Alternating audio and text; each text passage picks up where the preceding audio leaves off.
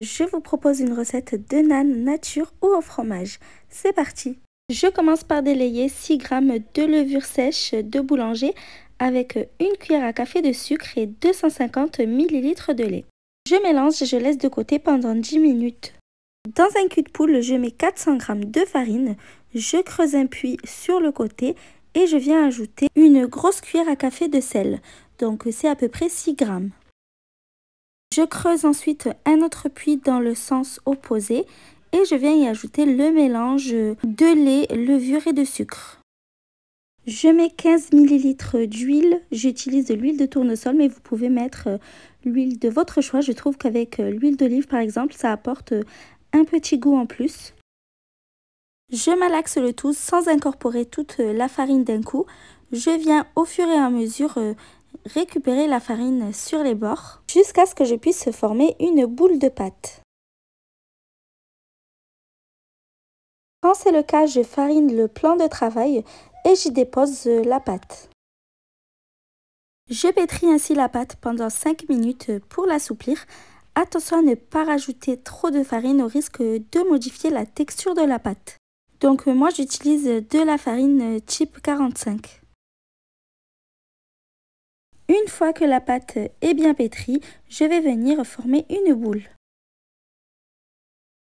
Je huile le fond du récipient dans lequel la pâte va reposer. Je dépose la boule de pâte et je vais huiler également la surface. Je recouvre bien le bol de film alimentaire et je laisse la pâte reposer plus ou moins 1 heure près d'une source de chaleur. Après 1 heure de repos, la pâte a très bien gonflé, elle doit avoir doublé de volume. Je dégaze la pâte avec mes poings. Je la dépose sur le plan de travail fariné. Pour plus d'idées de recettes, n'hésitez pas à vous abonner à ma chaîne sans oublier d'activer la cloche de notification pour ne manquer aucune vidéo. Après avoir formé une boule de pâte, je vais venir la détailler en 4 pâtons de taille identique. Donc ici, ce sont des pâtons de 170 g chacun. Libre à vous de faire plus de petits pâtons ou moins, donc ça dépendra de la taille des naans que vous voudrez avoir.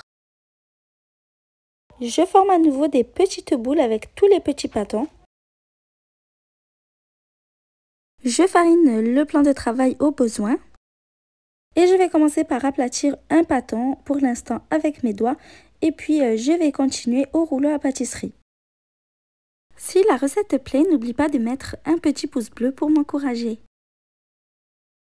Donc j'étale la pâte sur un diamètre supérieur à 25 cm. Et puis je la dépose sur une feuille de papier sulfurisé. Je l'étale légèrement à nouveau au besoin pour que je puisse y découper un cercle de 20 cm de diamètre. C'est totalement facultatif mais ça permet d'avoir des naans tous de la même taille et de la même forme. Si vous n'avez pas de cercle, vous pouvez prendre une assiette ou n'importe quoi de rond et assez grand.